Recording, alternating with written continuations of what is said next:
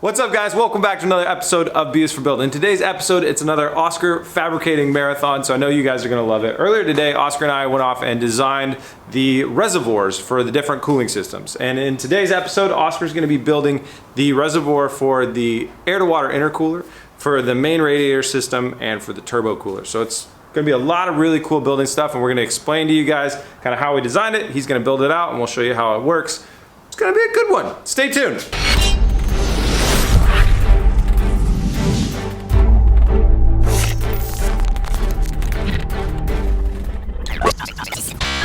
Before we get down to work, I want to take a second out to thank our sponsor. Today's episode is sponsored by the mobile game Rise of Kingdoms. Rise of Kingdoms is a mobile MMO RTS game inspired by 11 different civilizations and real historical characters and buildings and militaries from places like China and Korea and Japan and Rome. I chose Japan because I like their cars.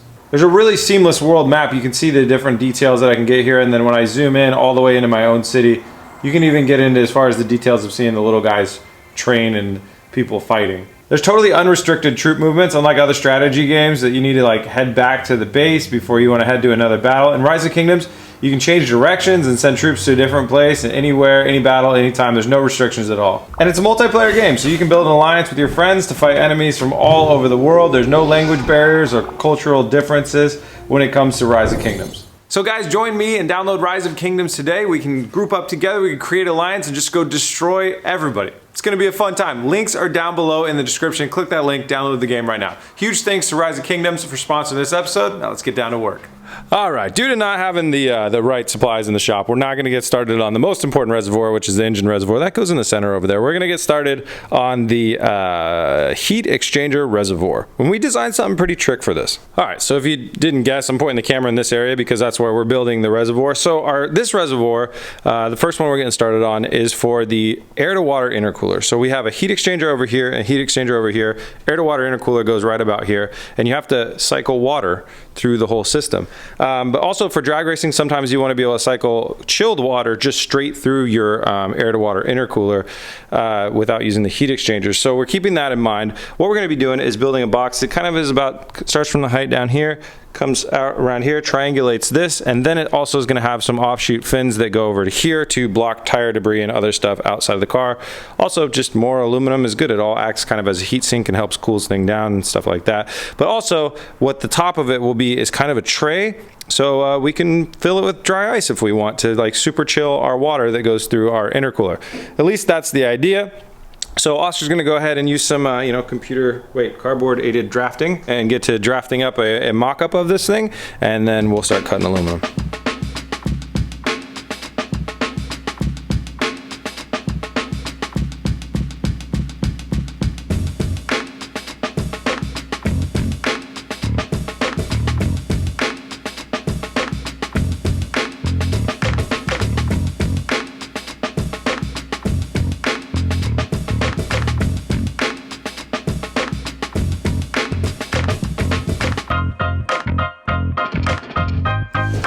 Oscar wrapped up his cardboard aided drafting, so this is most of the sides of what is going to be our reservoir, and then from there we're going to build some stuff to hold the dry ice and some other stuff like that. But this is a starting piece. So we've got this massive piece of aluminum over here from Metal Supermarkets, and then we're also utilizing a thicker piece on top because we heard that dry ice does want to crack the aluminum, so we're going to use a nice thick piece on top and go ahead and get those all cut out and tacked up.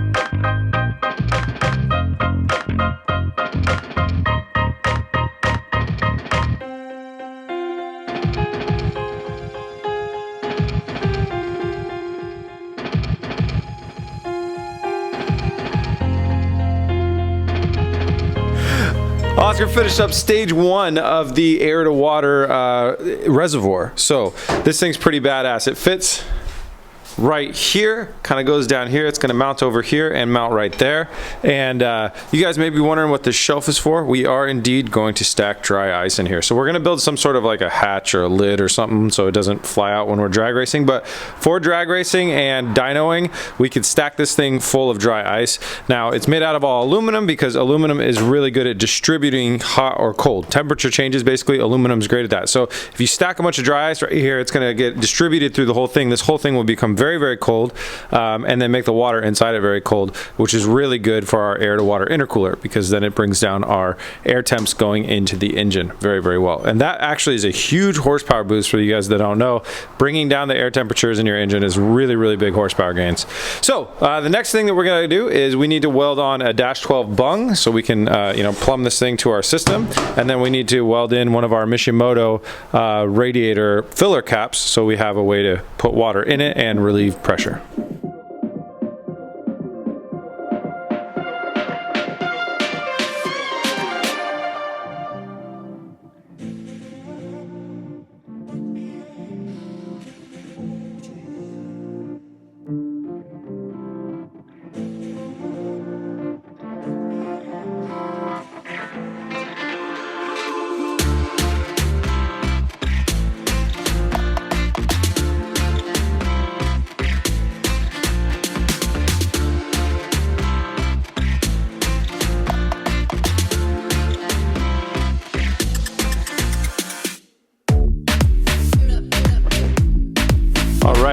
We turned out we didn't have a bung. We're out of bungs, so we're gonna have to buy another one for the bottom of this thing. But we got the side cap. That's where we're gonna kind of fill this thing up from.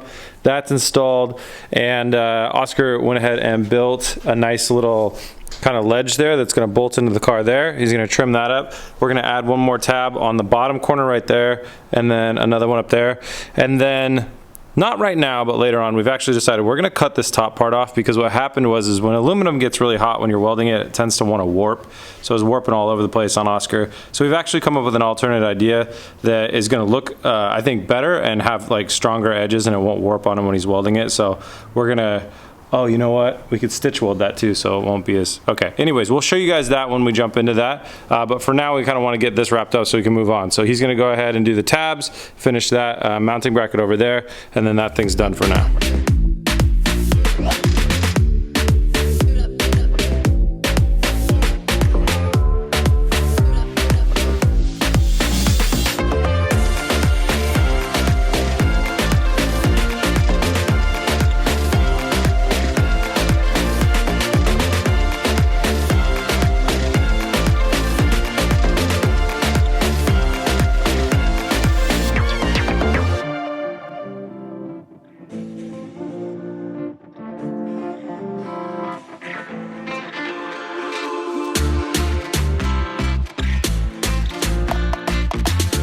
All right, Oscar just wrapped up the tabs here and here that make this thing super, super strong when it's mounted in here.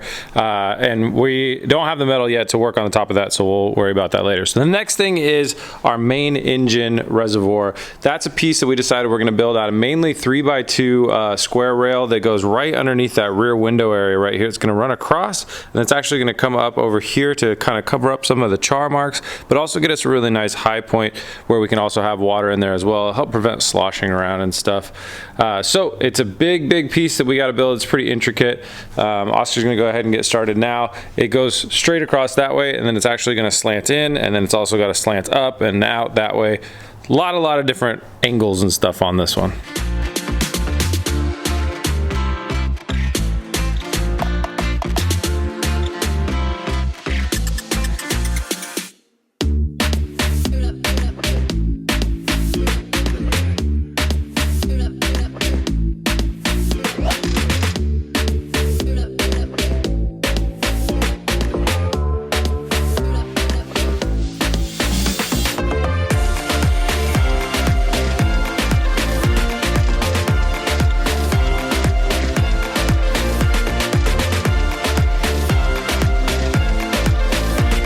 Oscar's got the main tube set up now. He drilled some holes to use the stock Lamborghini studs right there. Camera's having a tough time focusing on this stuff, but you can see, so that's the stock Lamborghini stud location right there and right there. So that's where we're gonna be bolting up. And then you can see the template on the back there. That is one of the first, like, kind of, what's that, a trapezoidal shape? I'm not really sure, but anyways, we're gonna make a piece that looks like that, another piece that goes in front of it that connects up with that, and then sides and the top, cap it all off. So it's gonna be like there's a section there and a section there, and then the rest of that, and that all makes one big reservoir. So if we come over here, you can see what Oscar is about to cut out a bunch of these shapes. That's how it makes that little box.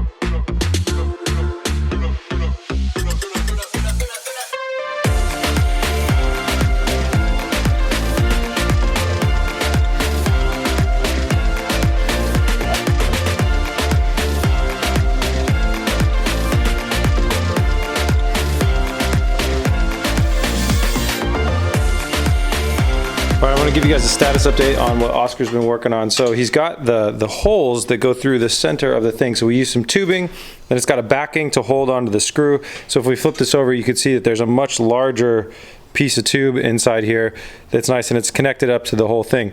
Now we're building these end caps that come off of here. For instance, Oscar's got this piece, and then they sit back to hug the car. And Oscar had this really good idea to just, instead of, I was imagining hollowing this whole thing out, we're just gonna drill one hole. That way when we fill this area up, it'll fill this whole section up and it'll prevent sloshing very, very well. So that's a really good idea. So now Oscar's gonna go ahead and start welding on the caps here, and then he can start creating the boxes to box this, you know, kind of pyramid shape, box it in.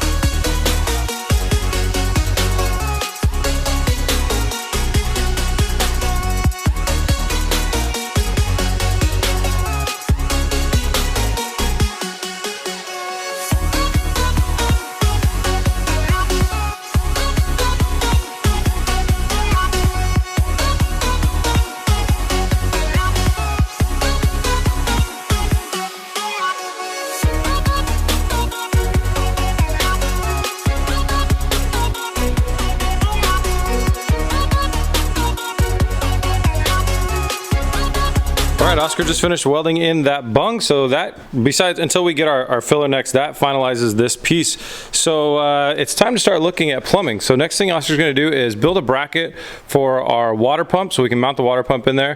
I'm going to help him. We're going to do some of the fittings around, and then we'll start looking at how we can run the hoses through the system and start getting them back through the tunnel to the back of the car to meet up with our reservoir.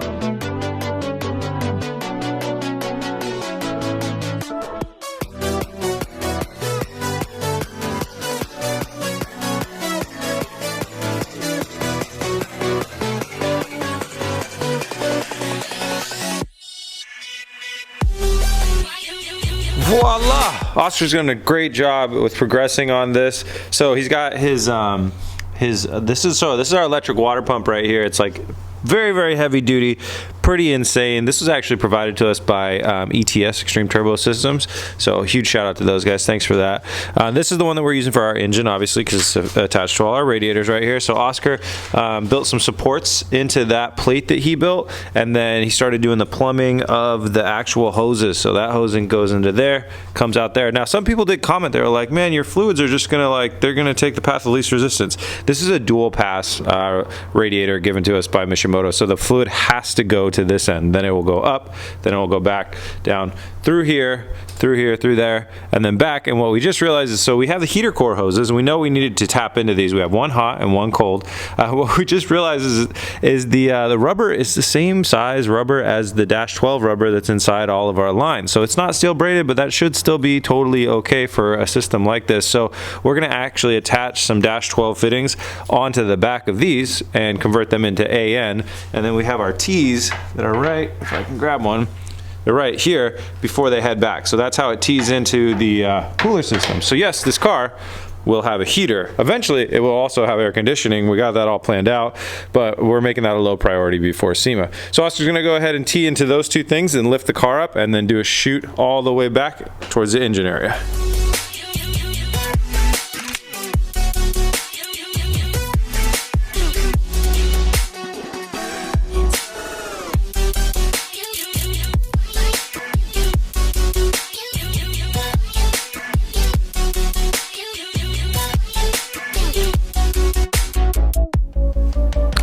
Alright guys, we had to take a little time out, and Oscar brought up a really good point, which is the place where we have our electronic water pump up here and stuff like that.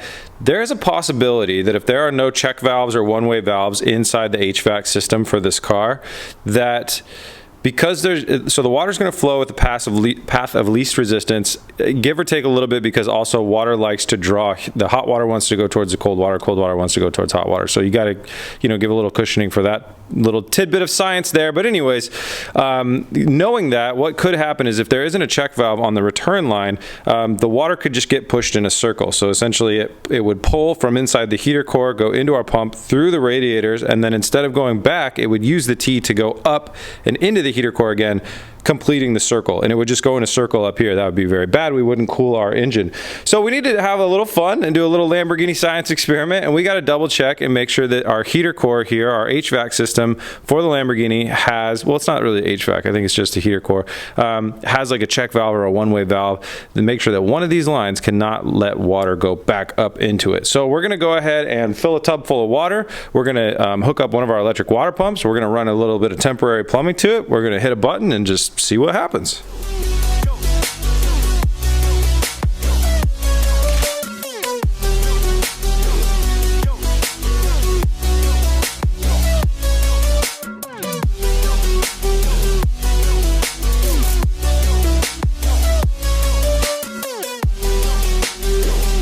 Okay, so our science experiment definitely showed us what we didn't want to have happen. There is no check valve in the heater core, so the water can freely just do a loop through the heater core and not go back to the engine, which is really bad. So we're going to go ahead and order a check valve for our lines, and then we'll work with the heater core some more. But you can see what we did was we just capped the lines off real quick, put some temporary caps on there, and got rid of the heater core, and are running the test now just by hand. Throw our water pump on, and you can see our water is flowing out. So we know that, I mean, worst case scenario, if we can't get the whole heater core system to work, we're just going to go to SEMA without a heater. It's not that big of a deal, but I would like to have it working. So I'm going to order that check valve, and we'll keep working on that type of stuff. All right, so Oscar and I got to talking after we were testing out, our flow, and saw the amount of water that we had flowing through the system and kind of the placement of things and the problem that we were having with our loop.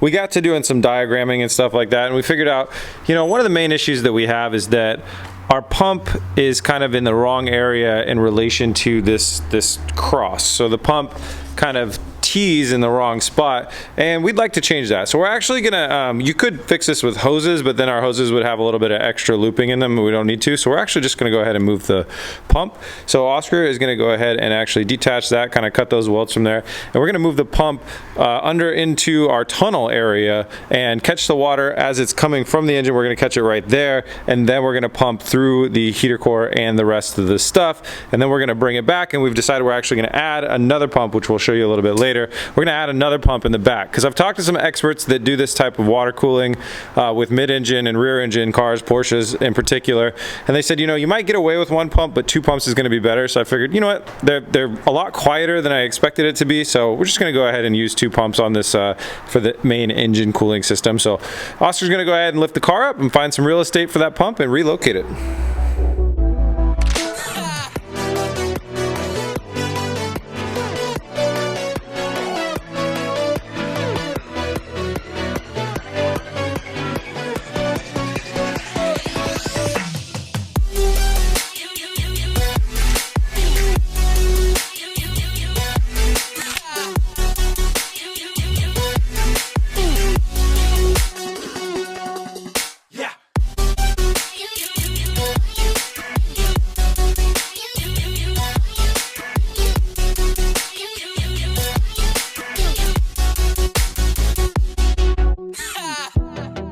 Alright, Oscar did a great job of relocating the water pump, and it's down there now, and we changed kind of the pump flow pattern, which we talked about earlier. It's in the spot kind of now where the front differential would be if we had all-wheel drive, so it's kind of cool way of using up some of that unused space. And then we got our two heater core hoses plumbed back into the system, and then the system kind of all adjusted now for the different flow pattern.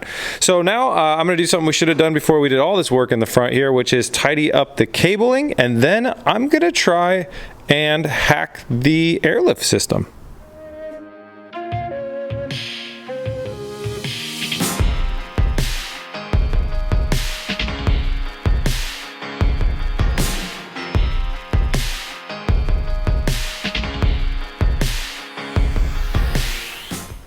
Alright, so you can see I'm starting to get some of the wires kind of tidied back up and reinstalled with the stock Lamborghini Huracan kind of main power distribution block. This is a pretty little cool thing. It's got all the built-in fuse connections and stuff like that. Before we were just using like a piece of metal that's on the ground. We got this off of the wrecked Huracan that the Mullins guys had over in St. Louis.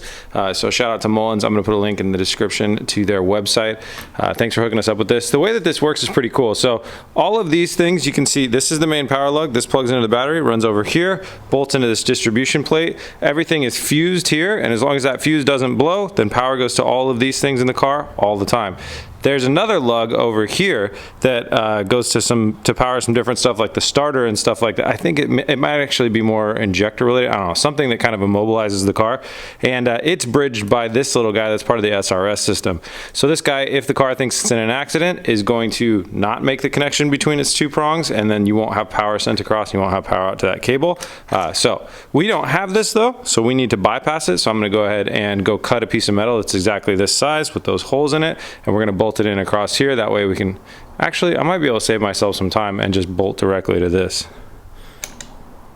Yep, B is for build. We're not in the business of building stuff we don't need to. So I'm just gonna go ahead and bolt this main power cable that probably, oh, this actually sends our power now to the back to our engine. So we definitely need this. This main power cable is gonna go right there and be bolted in there.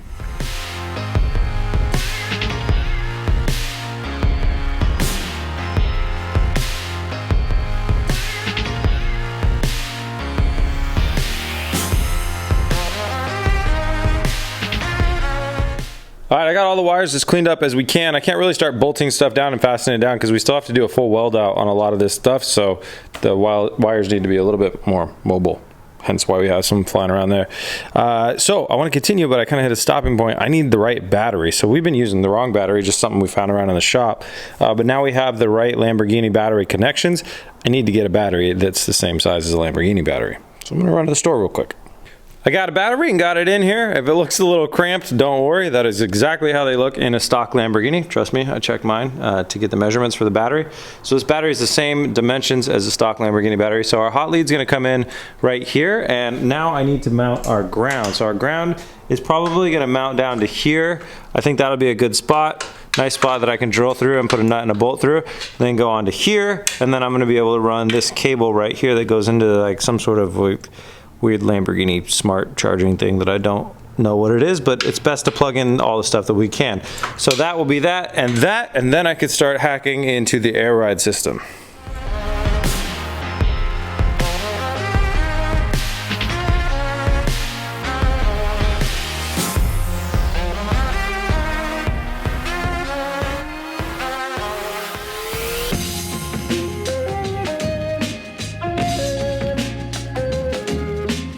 Okay, with my awesome detective skills and a lot of stuff that I learned yesterday while I was waiting to get a fitting, I have figured out a few things.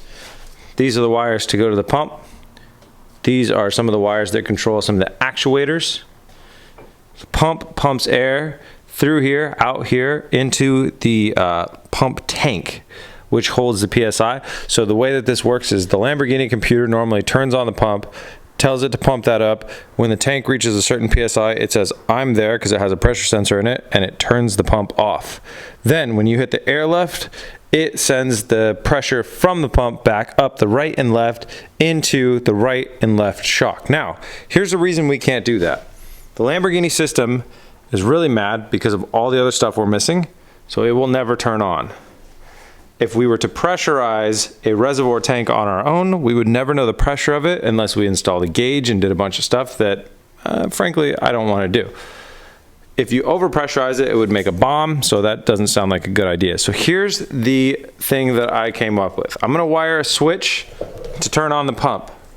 We're gonna go from the pump, then we're gonna T out of this line right here, we're gonna T, go from here, we're gonna connect into this red line here. Straight out of the pump, no reservoir, into the air suspension here and here. That'll lift the car up. So when I'm inside the car, I'm gonna hit a switch. It's gonna lift the car up. I'll feel it lift up. When it's up all the way, I'll turn the pump off.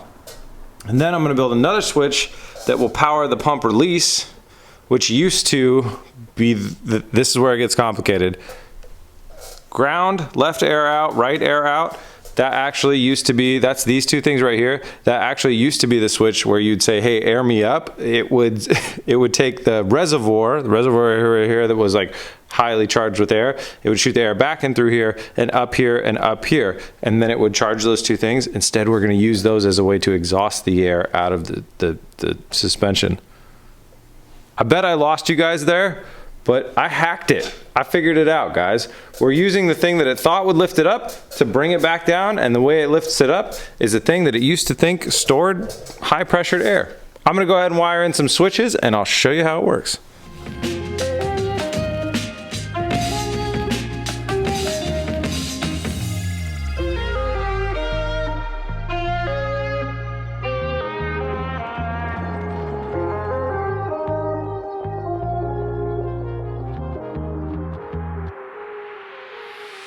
All right, we have our little switch panel here that has a lot of positives to it and is very, very close to the ground, so I gotta be very careful with or it's gonna spark. Wired into our air pump suspension thing, which is now teed into our whole thing. So Let's do this. Blue is to air up. I'm gonna flip the switch. Here we go. Car is on its way up. Look at it go. So there we go. We pretty much maxed that out. Okay. So the car lifted up off the ground like a good amount. A really good amount. Jeez. Well, that's good. That's good to know. Okay. So then, here, I'm going to set the camera up like steady. All right. Steady. And then I'm going to hit the switch for down.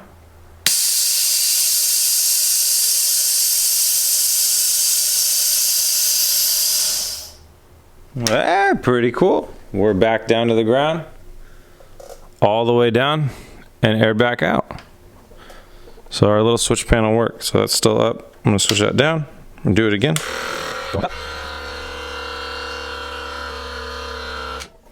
And down.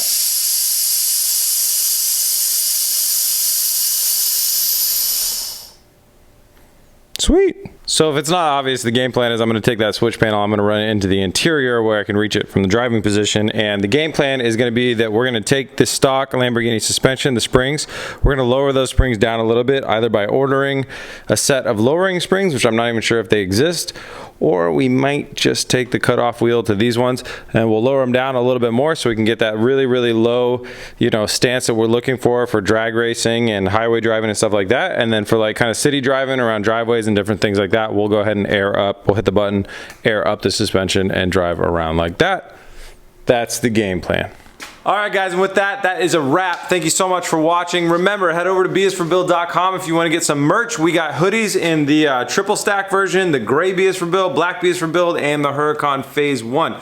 Catch them before they're gone. By the time we hit Phase 2, the Phase hoodies will be all gone. And that's not just my ploy to sell more Phase 1 hoodies because I realized I made hoodies in the middle of summer and that the build would be done by the time it was really winter, and you know, that could be a problem for selling the hoodies. Stay warm. Protect your arms. Get yourself a hoodie. Thank you so much for watching. I'll see you guys on the next one. Peace!